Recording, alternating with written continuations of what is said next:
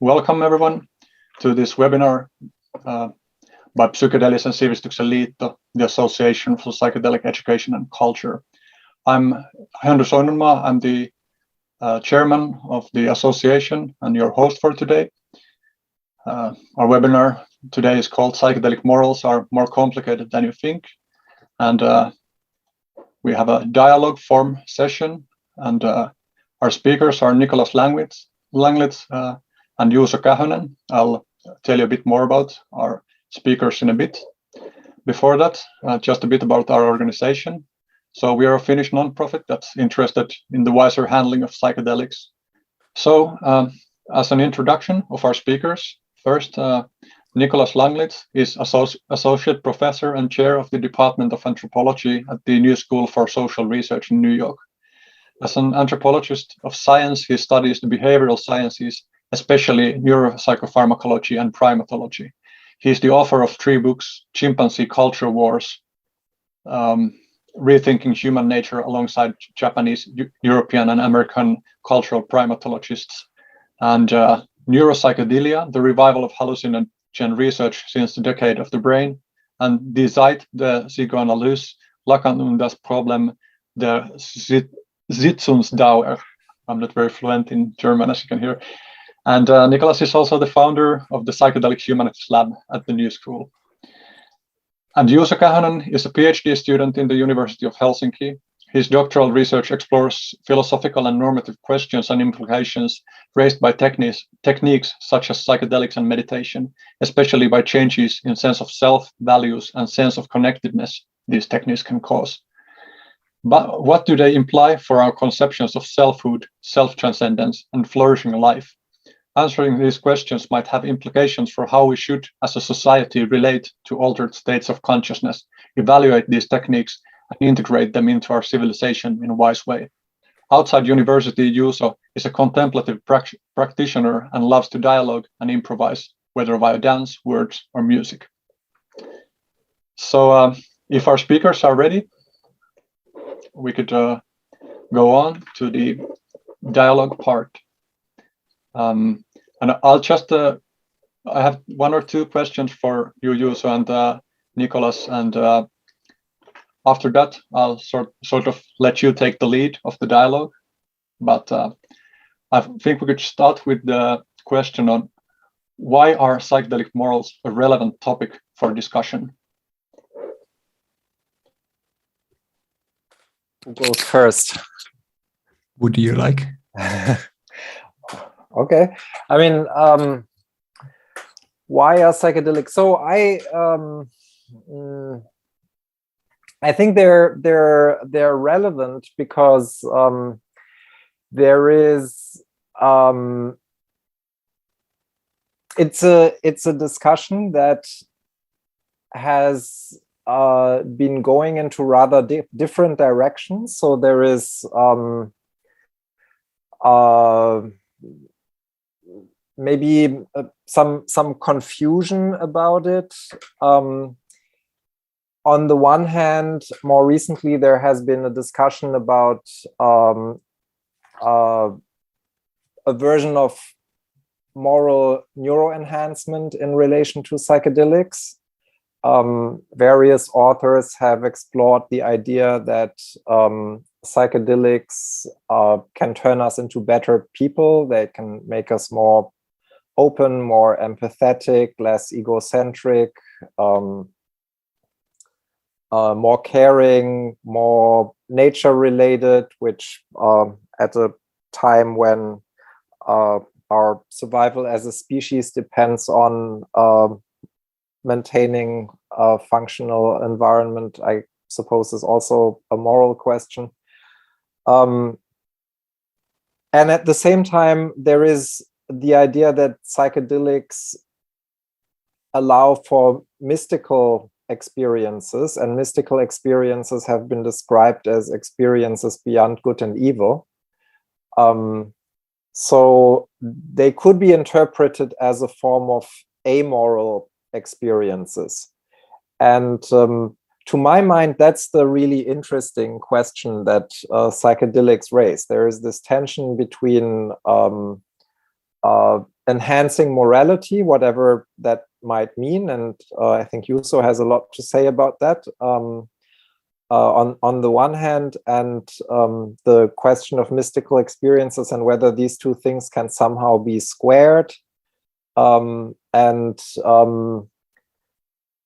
And there is also the question of whether psychedelic experiences might actually make us less moral, at least from certain perspectives, and what that might mean, right? Psychedelics have also been used in contexts that, you know, if you basically pursue a progressive moral political agenda would seem rather dubious, such as uses in rightist circles. So I think that opens up a pretty broad field to problematize psychedelic morals and to make the case that psychedelic morals are more complicated than you think, which is the title of this event. Juuso, what do you think? Yeah, I agree pretty much with all of those points. Yeah, I think one is the relation between spirituality and morality. And I think at least since the 60s, or there is this very strong association of psychedelics with spirituality. And this brings like many moral questions, like what is the connection between spirituality and morality? Yeah, and yeah, also on there is the tension between this kind of quietism and activism, or might the spirituality even make us less socially engaged, or might it lead to, for example, more environmental behavior, as some recent evidence might point to. Then I think also why moral inquiry is important, or the most research is definitely more like scientific and just like measuring different variables. And as we all know, that just like charting this kind of cause-effect relationships doesn't answer the questions such as, is it a good or desirable thing to, for example, enhance some psychological property or some trait of personality, and so on. So I think, yeah, at least these are, I think, very important questions which require kind of major philosophical and cultural analysis. Yeah, and I think also the whole kind of different cultural pictures we have about psychedelics and their effects and so on, that needs like a close scrutiny. So riffing on the last point you raised, scientific research about psychedelics can't tell us what we are supposed to do. That's another point I think we should discuss a little bit more as the discussion progresses.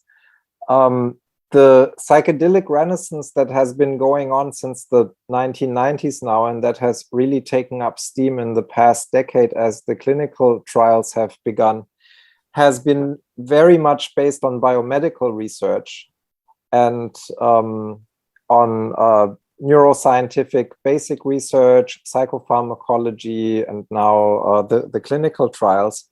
But the question of how to integrate these substances into late modern societies is ultimately also a question of how we should be living with these substances, maybe how we could be living with these substances. And ultimately, that's a question that no experiment or randomized placebo-controlled trial can answer, which is why I've been arguing for a while that we need to think more about what place the humanities are going to play in the psychedelic revival. And I'm an observer of different knowledge cultures, both ethnographically and historically. So I'm partly just looking at this, and I've written a little bit about the place of philosophy in psychedelic research and in relation to the neurosciences. So one way in which I look at Juuso's work is basically as one articulation of a possibility of how this might play out.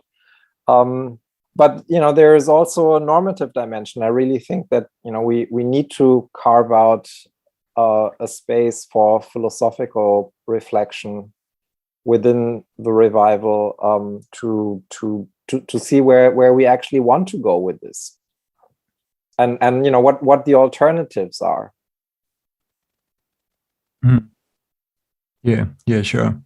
I think that whole question of like cultural possibilities that have not yet materialized. Of course, we have like data from different cultures and different like ethnographical accounts of like non-Western cultures using these compounds, and we have a kind of range of models how they can be integrated and used in society. But I think there is kind of so many possibilities that have not yet materialized. And of course, at the moment in the West, probably the biggest area is the therapeutic use, which of course has the kind of assumption that, and right so, the assumption that we want to reduce distress and suffering that people experience. But yeah, I think there is like lots more, and especially like how helpful psychedelics are, or are they helpful in people who don't have like clinical problems with their mental health and so on.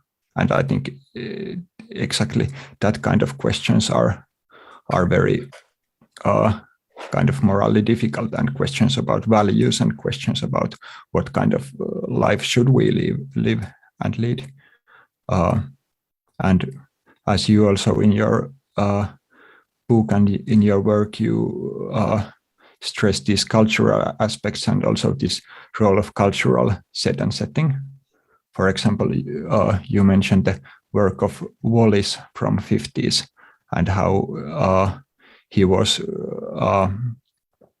talking the need for this kind of cultural controls in the research, that as the set and setting is very important for the effects of psychedelics, that just testing them in certain cultural environment is very limited, or it gives kind of only information about how people in that certain cultural set and setting react to psychedelics.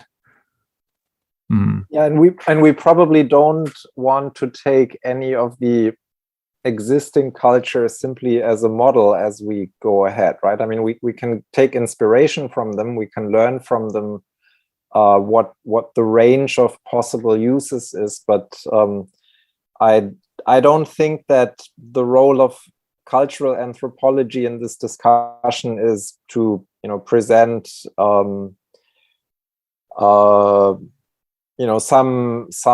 non-Western use and basically say, this is the model, this is a better way of using the substances, and we should follow that. I mean, shamanism has profound problems from a late liberal perspective. Basically any use is culturally situated, and we have a highly specific situation to deal with. One thing that's specific about the situation we're in is that we're living in these highly complex pluralistic societies in which our human disposition to moralizing has become a severe problem, because morality both enables cooperation. We can't live without it as a species of ultra social apes that are extremely cooperative and rely on each other for our livelihoods. At the same time, morality is also highly polarizing if you have groups of people living together who have different moral norms. And to me, that is one of the deepest social challenges. And as someone who usually lives in the United States, as a society that is extraordinarily polarized at this point, I can see the detrimental effects of moralizing every day. And I think psychedelics could play very different roles in such a culture. Given that psychedelics increase suggestibility, that they can facilitate in-group cohesion, the moral psychologist Jonathan Haidt therefore called them Durkheimogens, after the sociologist Emil Durkheim, who has basically been thinking about these, how societies are forming these rigid structures and becoming wholes. But that might also become could also cause very serious challenges. And at the same time, you have the mystical uses, and if you consider them as fostering attitudes that are non-judgmental, then that might be an antidote to some of the problems that we're struggling with in relation to moralizing and moral polarization. On the other hand, it's not a. I don't think that toning down morality is necessarily a good thing either, right? I mean, we basically need to find a balance, and that is not easy in these highly pluralist societies, which rely on cooperation today more than ever. Yeah, for sure. Yeah, that whole or compared to many other societies where there is kind of more clear normative order that is shared by everybody, and of course completely different worldview than we have today. It's in a way more simple if psychedelics and similar techniques exist in such a culture. And at least from my point of view, it's a good guess that in many societies they kind of amplify the kind of culture and beliefs that already are in the culture. But then in Western and in like modern societies where we have this plurality of different values and worldviews, it's much more complicated, like what exactly they do. And that point I have not even thought that so much, but that's very interesting question, that might they help to make the societies more pluralistic and create a kind of more flexible attitude towards people who hold different values. But of course, the relativism or complete relativism is not good either. And I think considering the whole question, how they change values and beliefs, and I think it's yet that we really don't know enough. But it's interesting question. And this, I think, team you have already talked about in different contexts, but like, do they amplify certain set of values, or do they amplify those values which people already have? But of course, it's very complex, and we know cases where they lead to people changing their values and beliefs, and also we know cases where they amplify the existing values and make people to reconnect the values they already have had. One thought which I had while preparing for this session is that the question, is there certain like higher order ethical themes that they foster? For example, even if they don't foster any certain set of values, might they foster ethical reflection in general? So far, I have not come across any studies that kind of straight away try to test this. But I know at least one reference where there was kind of, I think it was a study from the 60s where they, like after the experiment, kind of got the result that many people reported that they had been more interested in ethical reflection after the experience. I think there is also the question of whether different substances will have different effects, right? Because we've come to think of psychedelics as one group of compounds, and that group is actually quite diverse.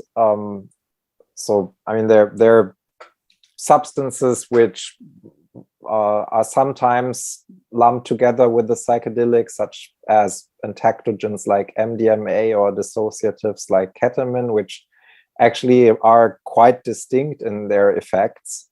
But even if we're talking about the classical psychedelics as 5-HT2A receptor agonists, there is quite a lot of diversity within that group of substances. And their effects are highly dose dependent, so that higher doses can cause very different experiences than lower doses. And so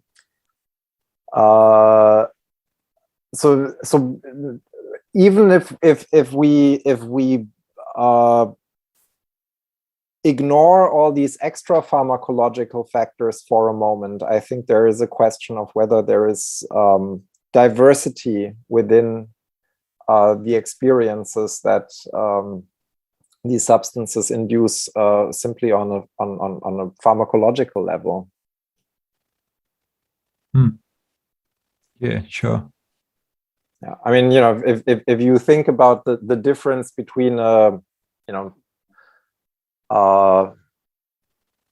relatively low dose LSD trip, as was used in psycholytic psychotherapy in the mid-20th century, which was very much oriented towards biographical memories, working through one's narrative self, as contemporary philosophers would say, and compare that to a full dose of, say, 5-MeO-DMT, which simply eliminates any remnant of a self. These are entirely different experiences, and people might also draw very different conclusions from those experiences. Yeah, especially I think the dose, like one important question is like if they are looked in the context of this moral neuroenhancement, or this project of trying to make people more ethical through certain chemical interventions. In that context, I think the question of dose is very, very important and interesting, and definitely that kind of full-blown mystical experiences might have very different effects than that kind of doses, which, for example, might foster more like reflective processes and open the attention in a bit more subtle ways to environment and to the world and to philosophical reflection and things like that. Although I would guess that the extra-pharmacological factors, after all are probably even more important. About that, like differences between compounds, or that's also like interesting question. My intuition would be that it wouldn't make so much of a difference, but of course it would be nice to see like different complex studies if we had like unlimited resources for researching those. Well, and there is also the question of, I mean, each substance causes a whole range of different effects, and in different cultures and to different people, different kinds of effects are more or less salient.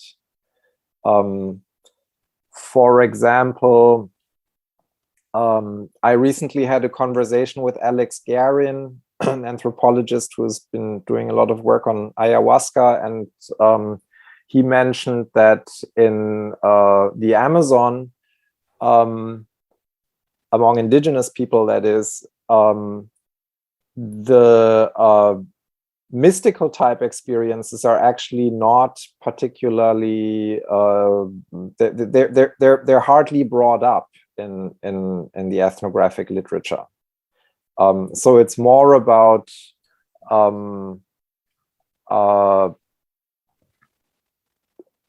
sort of transcending the ego by going on a spirit journey, by communicating with other kinds of spirits and so on. But this radical dissolution of the ego that has been the centerpiece of this psychedelic mystical literature is not the key experience.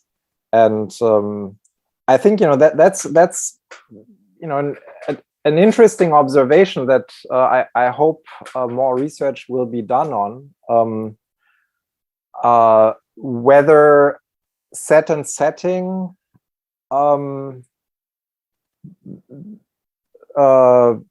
transform these experiences into something that is not mystical. And one has to think about the mystical type experience as the product of particular cultural variables. That might be one possibility. Another possibility is that people have these experiences; they just don't make much of them. If you think of the book that Andy Letcher wrote, Shroom, or there is a mycologist who wrote about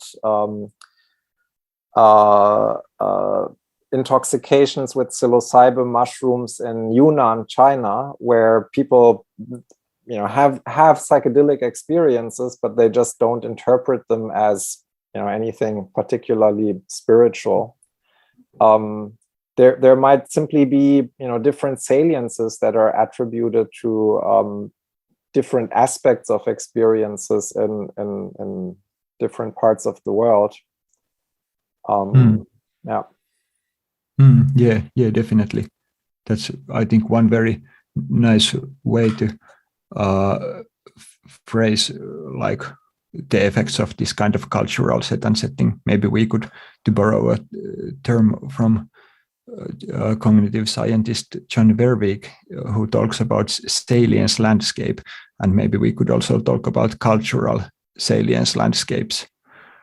And I think that question about mysticism and mystical experiences, those more shamanic cultures are probably one very good counterexample and argument against kind of perennial philosophy and the assumption that there is this kind of same unitative mystical experiences in core of all spirituality, or at least it seems that, like many more shamanic traditions, of course shamanism is pretty contested term, but anyways, I think that's very clear counter example. And I kind of pictured the situation somehow that there is this kind of different potentials in the experiences, and then the cultural context kind of amplifies certain of those potentials, and where people put their attention and what they thematize during the experiences, and also what they thematize after the experience. Or that they kind of constrained and enable some features of the experience to come to the fore. And I've been thinking also this kind of looping effects in the culture, which might ensue from that kind of dynamic, that there is this kind of certain experiences which are valued in the culture, and then people are prone to navigate towards those aspects of the experiences, and then those experiences also feed back to the culture, or people share stories about those experiences, and so on. Maybe they have some kind of institutionalized role in some spiritual traditions or something like that, and then how it's kind of the experience is kind of space of possibilities, and then the culture zooms into certain possibilities and amplifies those.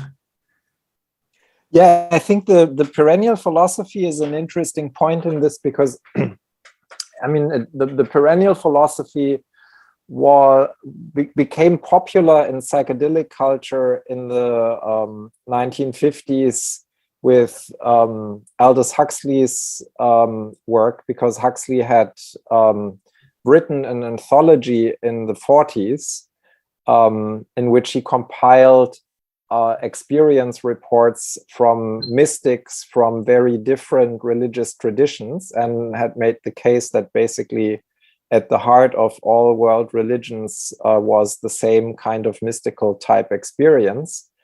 And then when he had his first mescaline and LSD experiences, he made that the centerpiece of his thinking about these experiences. And he argued that there were very different psychotechnologies that would all take people into the same space ultimately. Some people did it through meditation, other people through chanting, prayer, self-flagellation. And then there were these chemical shortcuts that he had just discovered, and those were the psychedelics.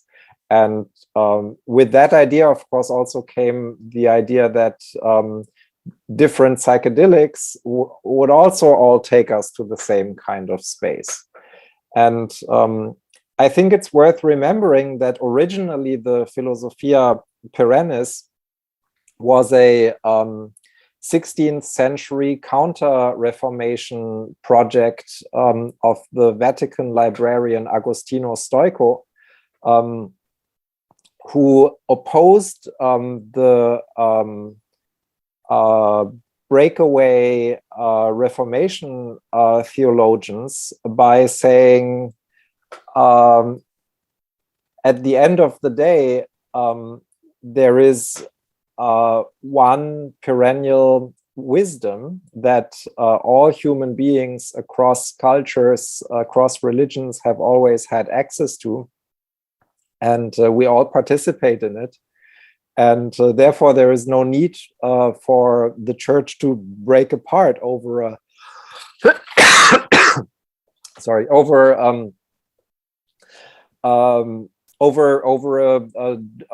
a doctrinal schism. And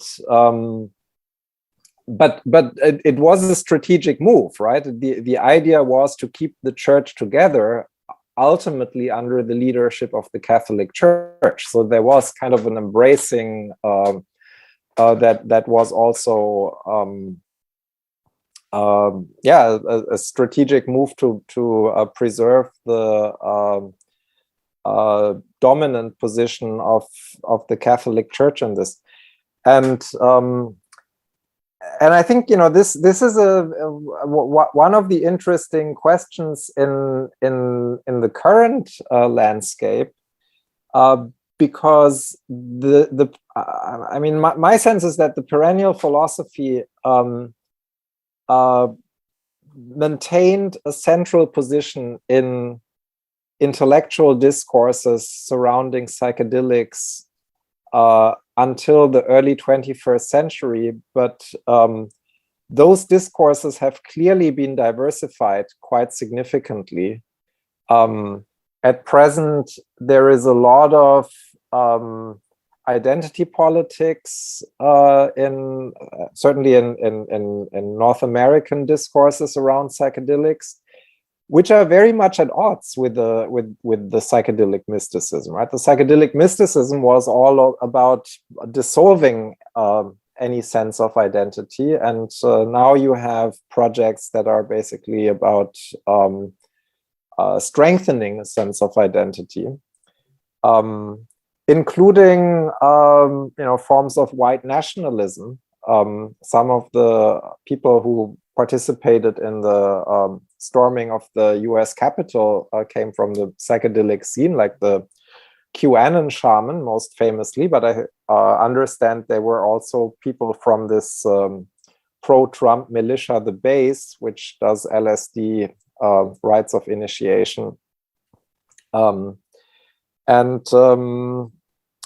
that's certainly a problem in that we're dealing with now. And so I think it's important to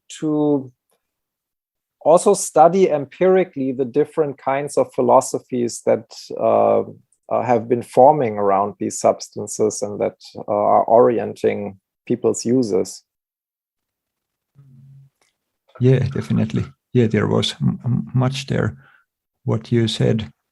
One point which I think which also connects these like issues of different worldviews and different spiritualities to ethics. You also in this neuropsychedelia book, I have it here, but you also refer to this Pierre Hadot, this French researcher of philosophy in antique world. And I think he makes very interesting points how in the context of antique philosophy, there was this internal connection between like the picture of the world or the worldview and the picture of the human, but also the like ethical dimensions. And I think that, or it definitely like when people have certain kind of worldview and certain kind of spirituality, it's also tied to assumption about what kind of life is good life and how one should behave. And yeah, or I think those they definitely are not separate things, but hanging together. And I think that's also why, or one very interesting place to look for like philosophers and anthropologists and cultural researchers, or how those spiritualities and worldviews, what kind of moral and ethical outlooks they support and foster. Also very interesting that whole theme of perennial philosophy, and also like, for example, the shamanism moving from like some non-Western societies to Western societies and being combined, for example, with like right-wing politics. It's very interesting how these different like philosophical concepts and different worldviews, how they go through transformations and are transposed to totally new cultural contexts and so on. For example, the shamanism assumes that it presupposes a certain cosmology, right? And the shaman is somebody who serves as a translator and a mediator between human beings and other spirit worlds or other layers of that cosmology. But that cosmos is out there, right? So the shaman is endowed with authority and serves as a guide in that world. And I think that is quite incommensurable with a psychotherapeutic attitude, which is essentially liberal, right? I mean, I think there are some exceptions. I wrote my medical dissertation about the psychoanalysis of Jacques Lacan, which in some ways diverged from mainstream Freudianism in the way in which it broke with this kind of liberal politics of psychotherapy. But if you look at the current discussions around psychedelic-assisted psychotherapy, they very much follow a liberal mindset in that it's the therapist's job to enable the patient to find their own values, to become who they want to become, rather than tell them who to become. And if you look at this piece that Matthew Johnson published last year, I think he even argued against putting on display items from different religions, such as, the ubiquitous little Buddha statues, because the therapy should basically be worldview neutral. The worldview should be coming from the patient, not from the therapist. But that's very different from a shamanic setting, right? So that's certainly another point of contention, or something that where I think it's important to get clearer about what are the normative structures and what are the stakes in these particular settings in which psychedelics are currently being used, so that people can decide what kind of settings they want to enter and where they want to stay out of, which of course in itself is a liberal attitude that I'm taking.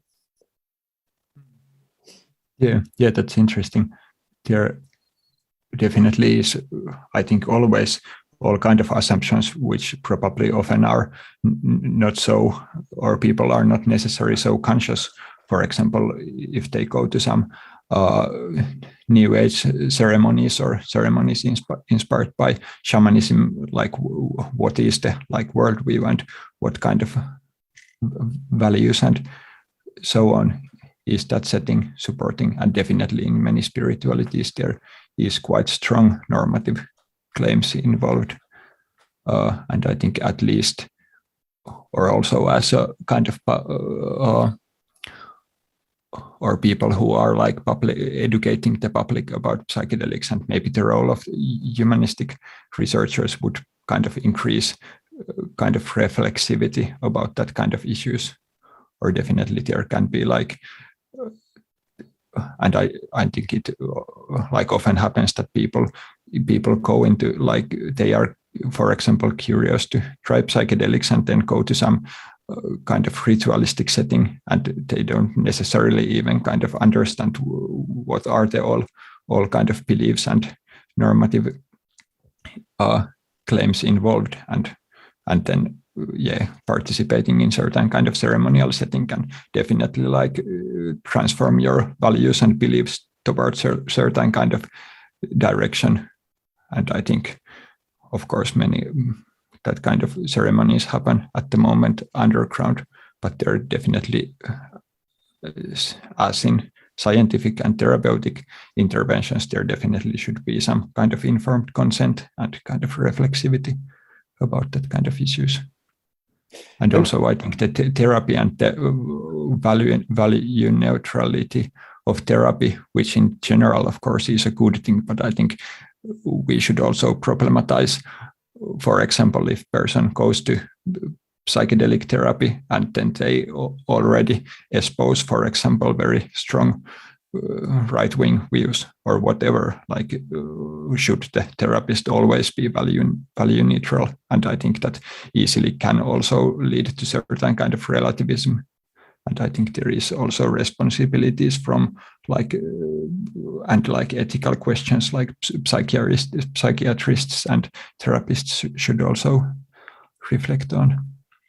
Yeah, and I don't think that there is such a thing as value neutrality in it, right? I mean, if you're, as a therapist, and especially as a psychotherapist, you operate with at the very least with the distinction between the normal and the pathological, but probably in the case of psychotherapies, at least with a much broader set of normative assumption about the good life, even if those are not always clearly articulated.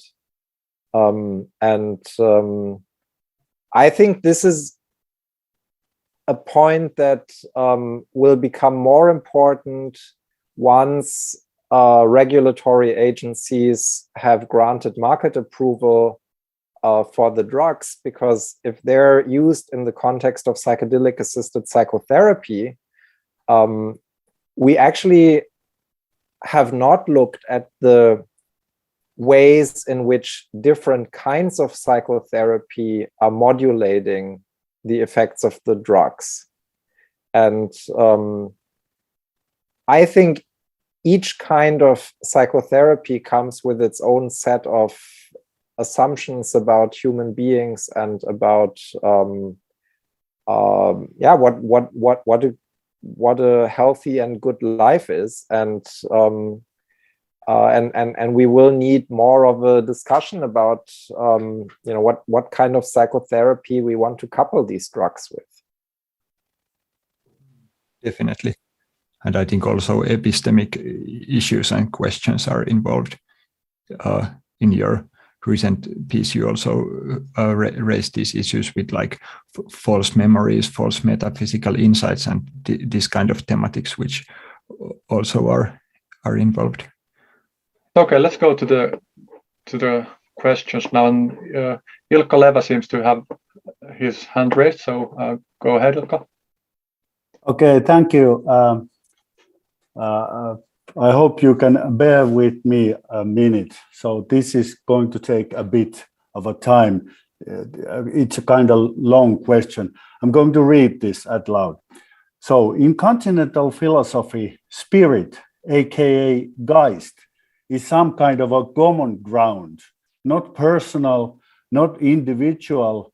Perhaps said in Gilles Deleuze's terms, it is something like virtual dimension of the real.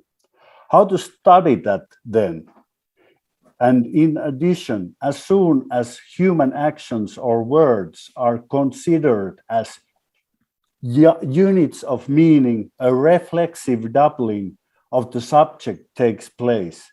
It means that the empirical subject speaking with the world is joined by a transcendental subject who kind of like marks the limits of the world, as Wittgenstein said.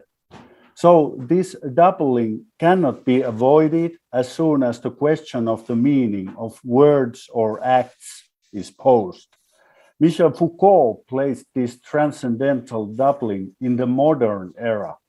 I would argue that although in a sense we can still speak of a modern era or some kind of a postmodern age, this duality still prevails and has rather intensified, separating the gaze from experience, or rather has taken over from experience its place in our present age of the societies of spectacle, which is based on constant circulation of images. More simply, as soon as I say I am observing, looking at myself in the world, and this I that stares at my own self, my own body, and my own staring is something regrettably real, even if not real in the sense of being empirically apparent. Unfortunately, this concept of Geist cannot be studied empirically, which of course does not mean that it is some kind of discursive or cultural construct. So it means that it's not dependent on the will. So to sum up, Gilbert Simondon and others have emphasized the extent to which technical objects, including drugs, contain human reality. So the opposition between culture and the technical man and machine is false and unjustified. This reality is the world of technical objects, of human and natural mediators. Drugs should therefore be studied in the spirit of Simondon and company, that is, the human reality they contain, our reality, and how and through the various struggles this reality is bent into something. So I would say that one key research question today could be the tension between the commodification, that is microdosing, and the potential immaterial heritage, that is expanding consciousness, that psychedelics might offer more generally to people and the spirit of our time. It could mitigate the damages of neoliberalism in societies, or at least I myself think it could have an impact on our permeating reality of neoliberalism, opening it up to new ideas and more, to multiplicity of becomings. Would you like to comment on that? Sorry about the length of this comment or question, but thank you for a very interesting talk, both of you. Shall I go first? Yeah, go ahead.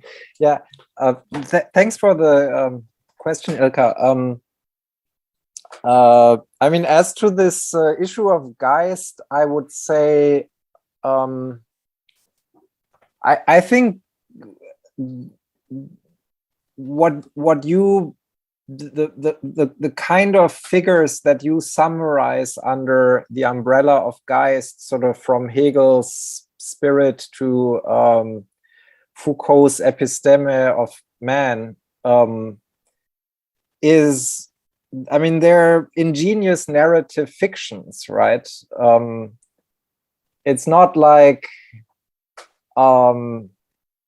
there is such a thing as Hegel's spirit that is moving towards absolute knowledge out there. It's just a fantastic story that he developed and that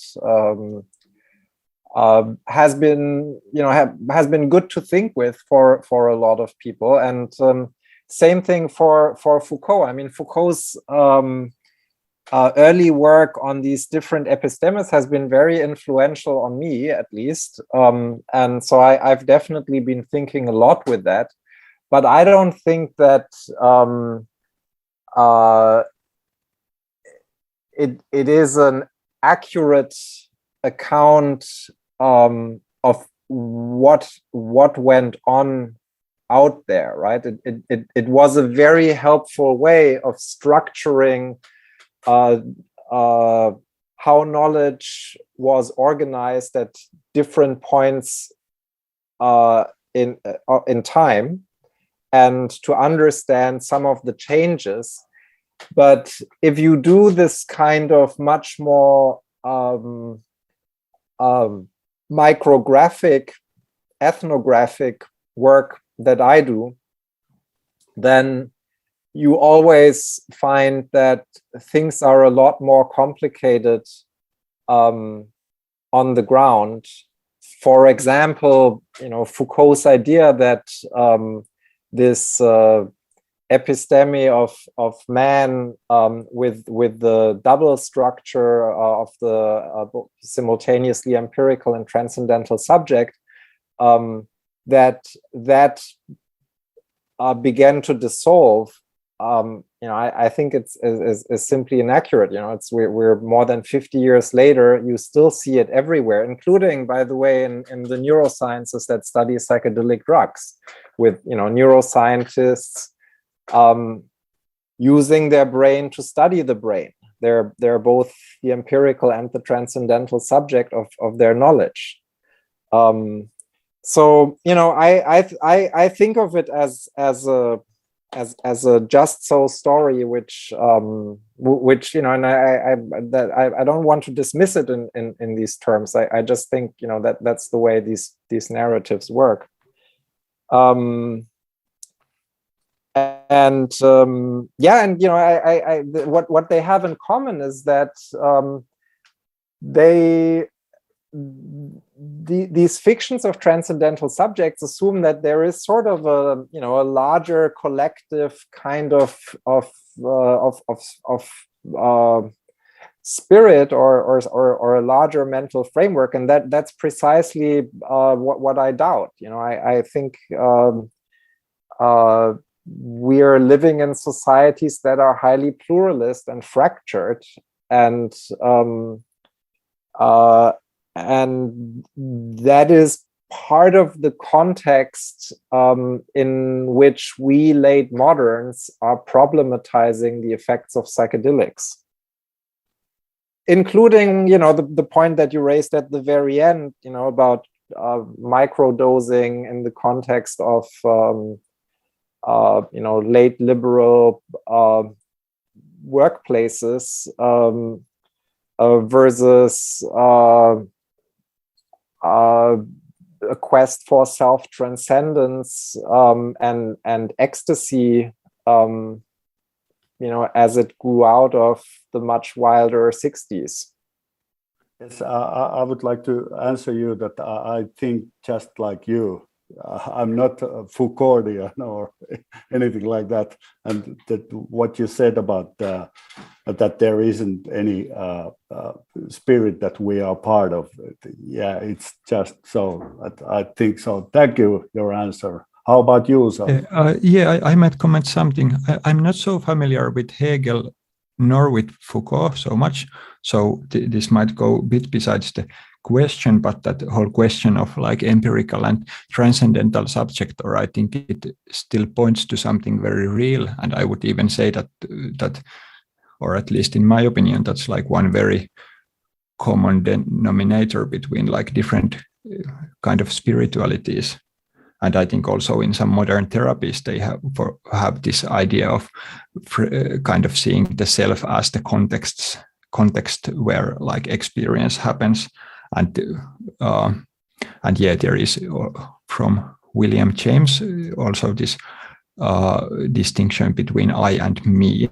And I think the same theme in like Buddhism and Advaita Vedanta and many different spiritual traditions have this kind of gaze kind of it's a bit difficult but the words, but kind of turning the attention kind of away from the phenomenal and the empirical, and I think definitely in like psychedelic eco-dissolutions and mystical experiences, this kind of processes happen. And I think in self-transcendence, or that's very also complex topic, but I think definitely part of it is this kind of getting in some way a bit like detached from your usual identity and from your usual self, and kind of having all this kind of weird transformations in the experience and in the consciousness.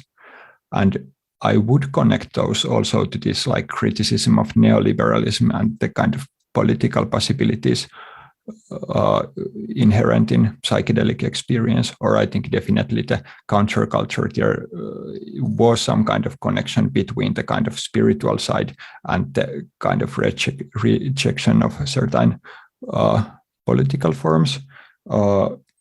Yeah, but also I think there is about the later part of the question, or that could psychedelics somehow help against this kind of neoliberal zeitgeist and commodification and that kind of things. I've been also reading and thinking, for example, Mark Fisher's work and Herbert Marcuse and certain recent authors who have talked about the power of psychedelics to enhance and open imagination. And I think there definitely is many interesting kind of directions to go to.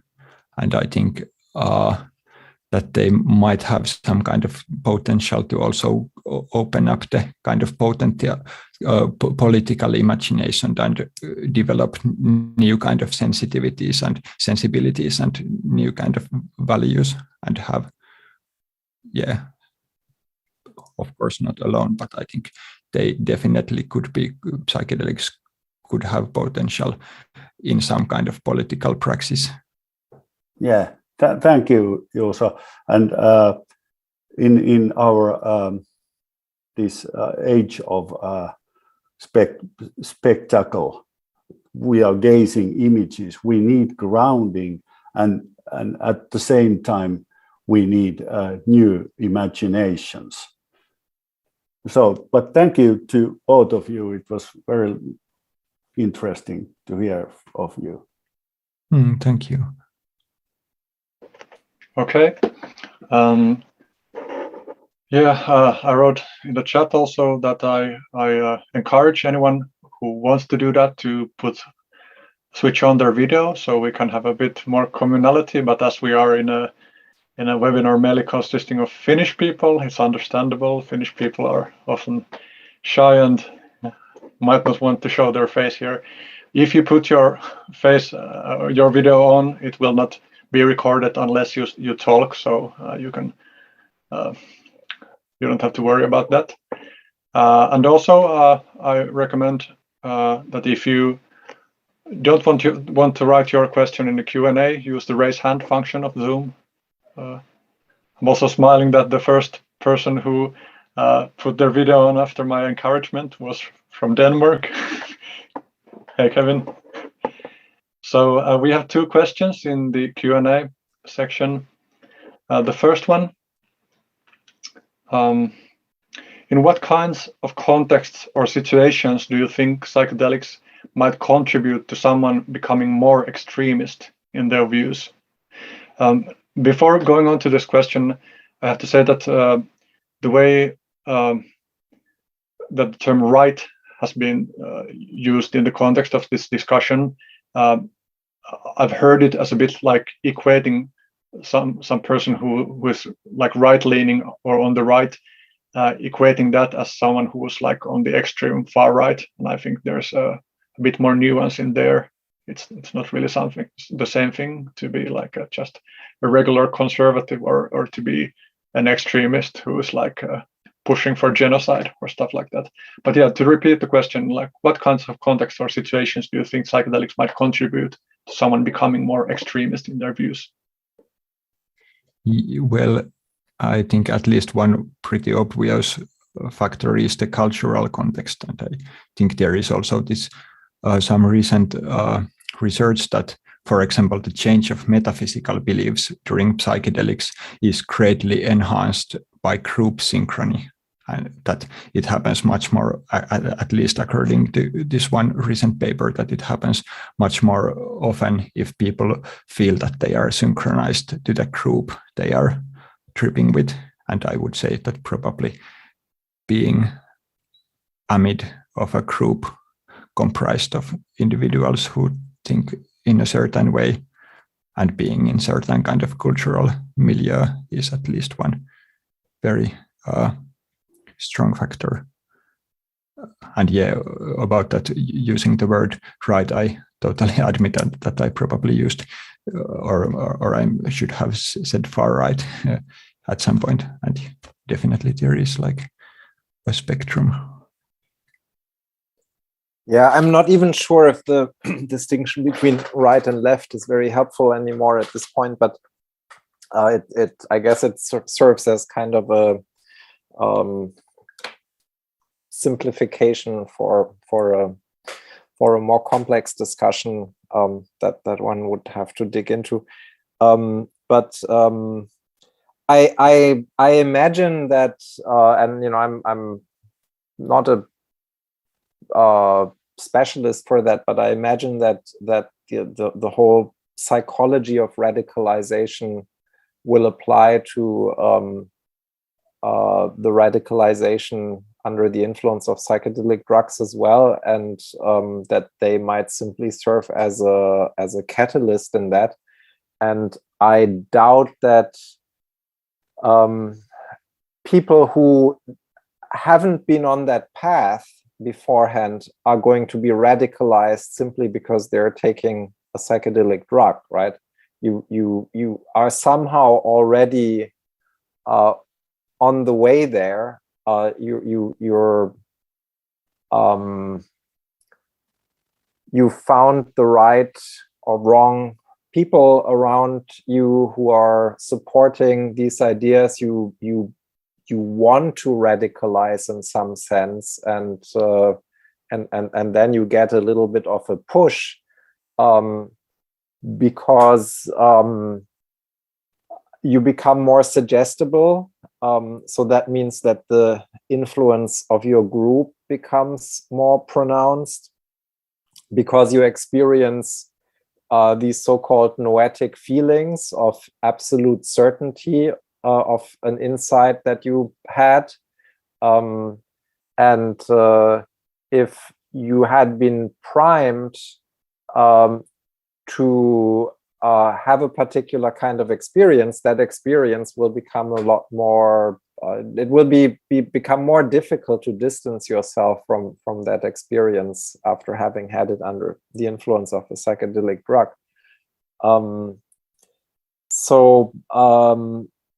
Yeah, I think this idea of psychedelics as cultural amplifiers is something that that plays a very significant role in these radicalization processes. And the radicalization could also sort of take non-radical directions, right? You could basically be on the way to becoming a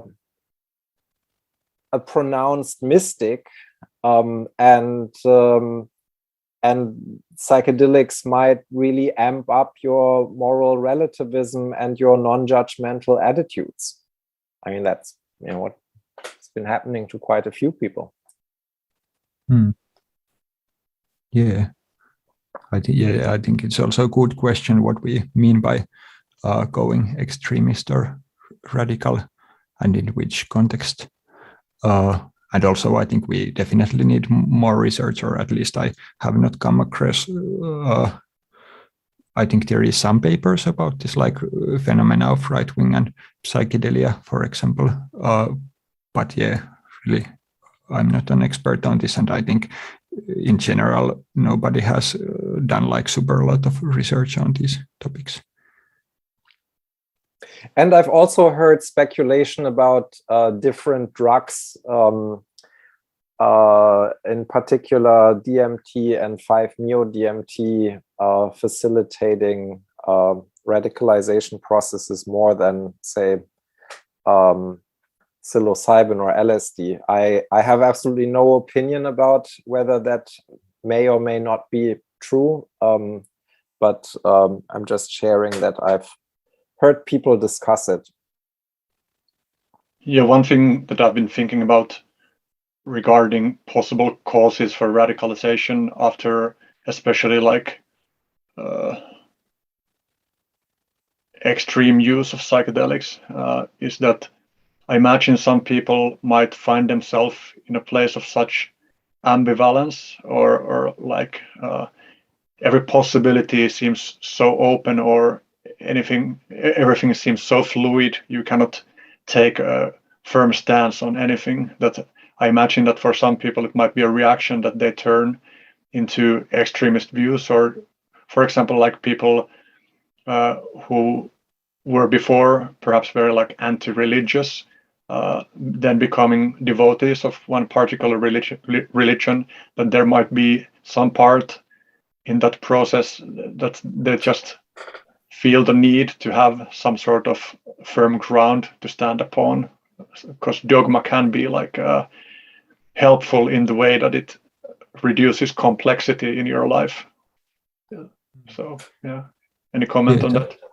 That's very interesting topic, and I think also there is some kind of writing on psychosis that or a lot of people who see that delusions are actually not like the primary cause for psychosis, but they are more kind of defensive structures to precisely to regulate down the sense of like uncertainty and to kind of make the world more kind of predictable, and to have like some kind of ground which would be kind of shifting without those beliefs. And yeah, I'm not saying that like extreme political views are psychosis, but that there might be that kind of dynamic going on sometimes, at least.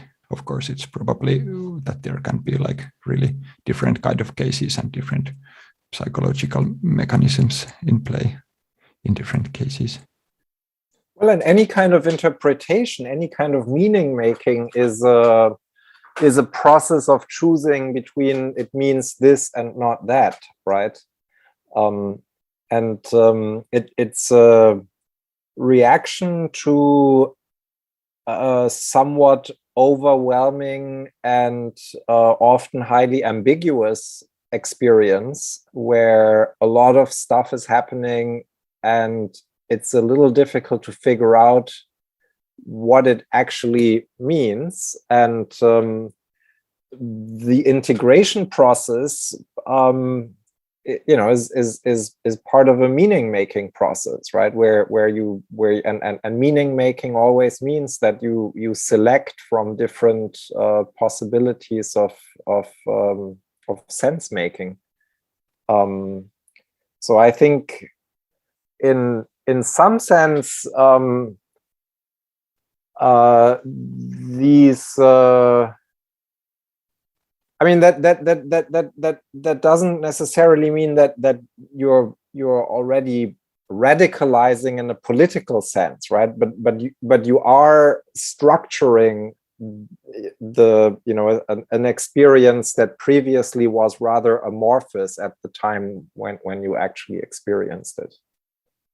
Yeah, one person's extremist is also another person's freedom fighter. So this can be viewed as like context dependent also. So I have one anonymous question in the Q&A, and I also noticed that Kevin is raising his hand, and also noticed Santeri before was raising his hand. So we have like 15 minutes to go. I will go ahead and ask the Q&A question first, because it's been there for 20 minutes now, and after that Kevin, and then if Santeri still wants to have his turn. But the anonymous question is, in the advertisement of the event, it was written, "Why psychedelics cause ego dissolution." I assumed you were going to explain this. Just a brief comment that the description asked the question, why do psychedelics sometimes seem to cause ego dissolution and sometimes contribute to people going very far into conspiracy theory rabbit holes. So it was not really like meant to say that we would be explaining ego dissolution, but to go on with the question. So the question is, what does, in your opinion, cause ego dissolution, besides that it seems to correlate with lower brain activity, namely in the ambiguous default mode network? And where does the pure awareness come in the ego dissolution as in mystical experience? It's a very interesting question indeed. I certainly don't have an answer to that question. Maybe Juuso has. I mean, other than that, ego dissolution does seem to correlate with higher doses. I'm aware of the neuroscientific literature on it, but I would not know how to answer that question. Juuso, what do you think? Yeah, I can try. I've been reading some stuff on this.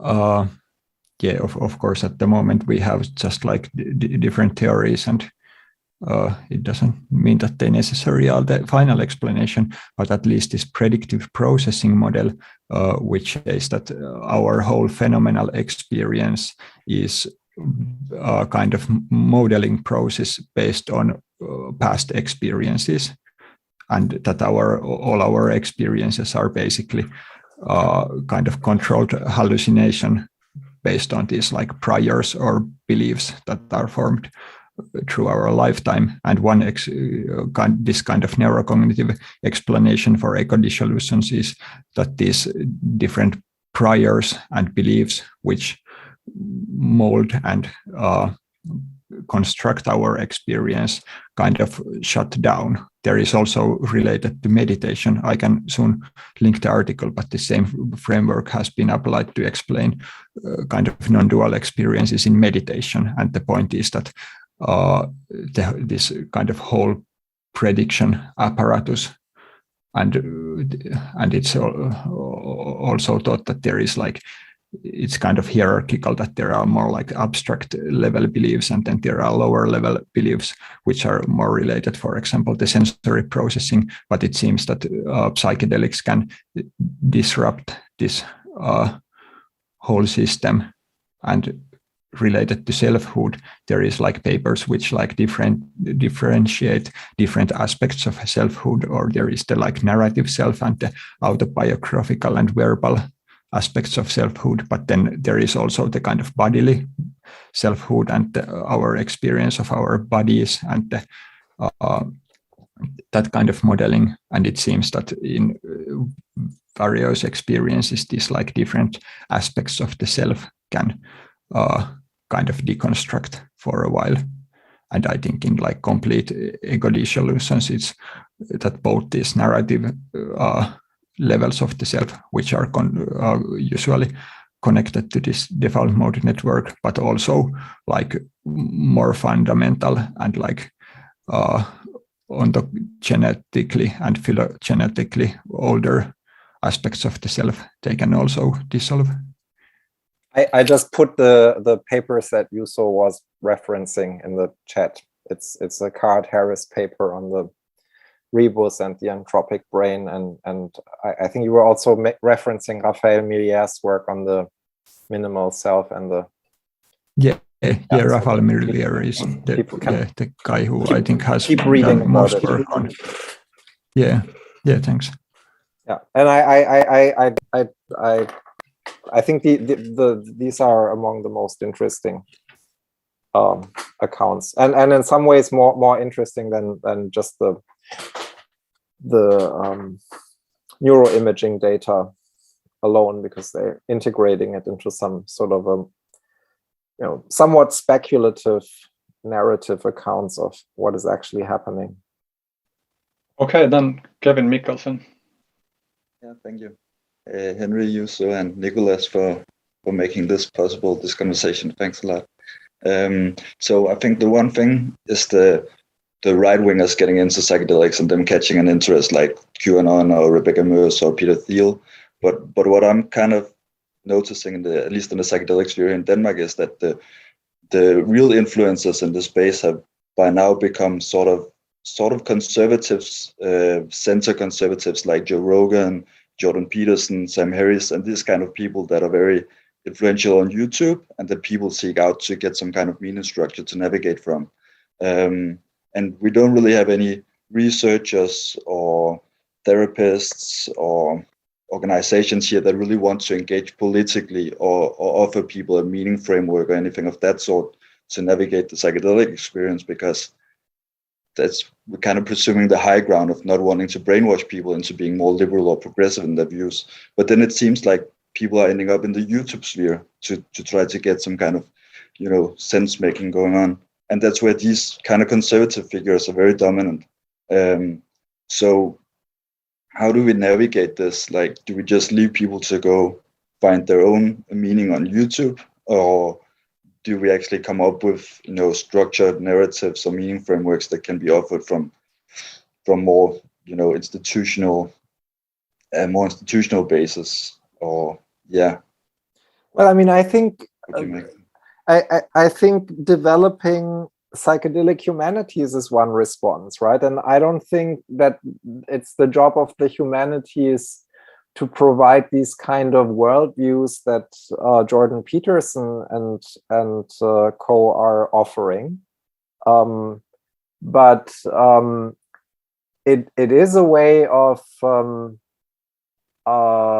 drawing distinctions, of having discussions about alternative views rather than strongly promoting one particular view. I think the job of the humanities is more to open up alternatives and enable people to think through those alternatives, to understand what is at stake. So to give you one example, a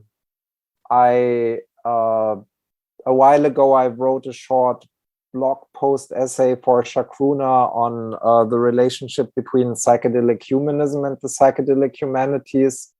And I think psychedelic humanism is a position that is, I've seen articulated now in very different contexts.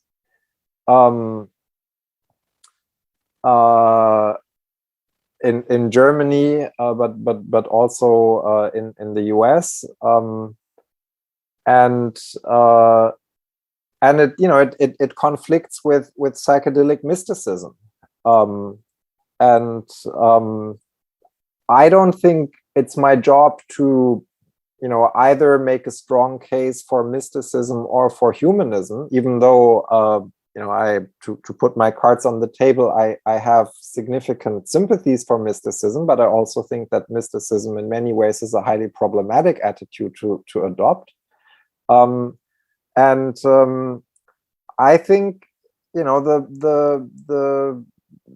the task of the humanities is to clarify, you know, what is at stake in these different positions. And that helps people to make sense without telling them, you know, which sense exactly they're supposed to be making.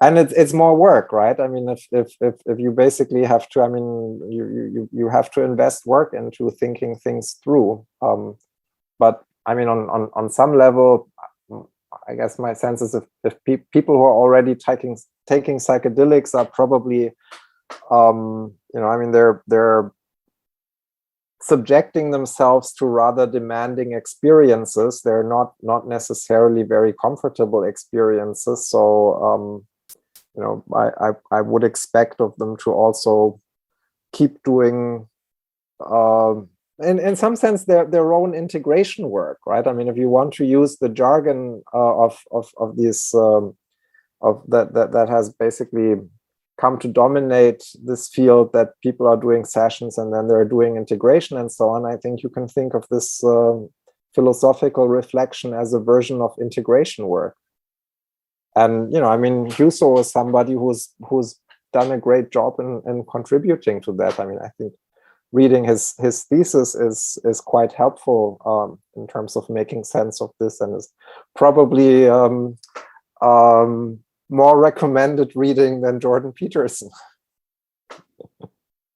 Thank you, and I would say the same about your work. And I think the whole this humanistic and philosophical scholarship is definitely one avenue to foster that kind of quality discussions and give tools for people to make sense of the world and their experiences. But I would like also to stress the importance, or easily the academic discussion can stay in the academia. And I think the role of associations like this one, or Psykedeelisen, Sivistyksen liitto, and similar associations, and also, yeah, are very important. Also, I think in YouTube there also are some very interesting kind of counter forces. For example, I've been following this John Verweek, who is one very interesting guy who is like cognitive scientist, but also puts lots of content to the YouTube, which I think is highly sophisticated and nuanced. And for example, this Rebel Wisdom channel, who also have pretty like multi-voiced and nuanced discussions around this issue, and who try to, and also some other like public authors who are in this sense-making business. Yeah, but yeah, I think there has to be like actors on many different levels that we can have this kind of constructive discussion going on. Yeah, I don't know if Santeri did have a question, but we're running out of time, so we need to start wrapping up at this point. And I want to say regarding Jordan Peterson that personally I have derived value of some of his work, but especially when it comes to psychedelics, I think one should be very cautious from not listening to him without a pinch of salt, because he tends to get his facts really wrong about psychedelics. So opinions are another thing, but his claims regarding, like, for example, psilocybin and the efficacy of treatment for nicotine addiction, he way overstates what the small sample papers say. And he's also making statements such as that ayahuasca has been used for 15,000 years, which is like really speculation. And but I think also, like, also you mentioned Sam Harris. I also think Sam Harris has good things to say regarding psychedelics and meditation, and these are not worthless guys. I think generally, like, this might be just like my leaning, but I think one thing that I've learned from my own psychedelic experiences is that there can be quite a bit to be learned from people who disagree with each other, and I think it's valuable. Maybe Nicolas wants to add something to this. No, I totally agree with that. I also didn't want to exclude anyone entirely from these discussions, but I do think that it's important to have a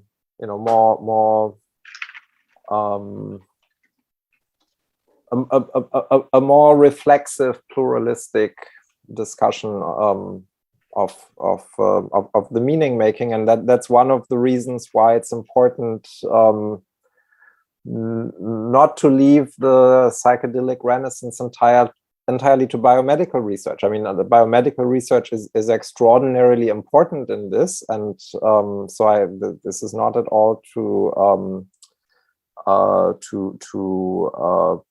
create some opposition between biomedical research and humanistic and philosophical reflection. But at the end of the day, as I said, no experiment or clinical trial can tell you what to do. I mean, it might be able to tell you, if you want to treat depression or addiction successfully, then administer psilocybin in a particular way, if that's what the trials are going to show. But that still doesn't tell us if it's a good idea, right? I mean, it's a value judgment whether we want to get rid of depression or not, and there are many value judgments which will be more controversial than whether we want to be depressed or not. Yeah, I'm putting a link. Juuso dropped the name of the cognitive scientist who he mentioned, John Vervaeke, but it went to just the hosts and panelists, and the attendees didn't receive it. So I just put a link on John Vervaeke's lecture series, Awakening from the Meaning Crisis, which I always recommend whenever I have the possibility. It's a very long series that takes a multi-perspective look into why many people seem to be suffering from a sense of lack of meaning in this world. Also, Daniel put a link to Peter Sjöstedt-Hughes' article. I was just chatting a bit with Peter yesterday, and I'm thinking that maybe we should also have him on at some point to discuss psychedelic questions. And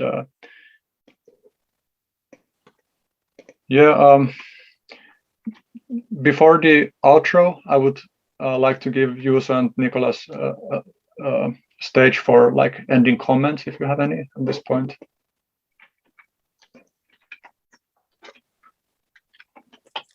I don't have any ending comment. I just want to say thank you. I enjoyed the conversation, and I hope we will continue in some other venue. Yeah, thank you. I don't have much to say. Maybe I would like to point to the fact that I think these kind of discussions are also kind of very important for creating the wider cultural setting, and I think the kind of reflection and constructive discussion, and those have really like big role to play in the psychedelic culture and also in the whole wider framework, like surrounding the experiences people are having. Yeah, thanks for the discussion. I think this was really nice. Okay, thank you very much to Juuso, to Nicolas, to all the people who asked questions, and all the attendees. It was nice to have a webinar session. It's been a while from the last one, and I encourage everyone to become a member of our association. I'm putting a link in the chat. And also, if you don't want to become a member but want to have be informed of our webinars in the future, you can drop an email to us, and we can add you to the list. We should do automatic join form in our webpage, but I think that's missing currently.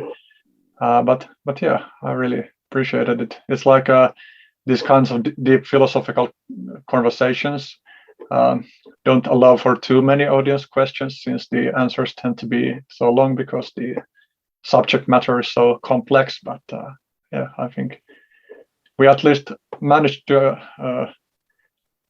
tackle most of the raised hands questions written in the Q&A. So yeah, I wish everyone a wonderful start of June, and I'll see you around.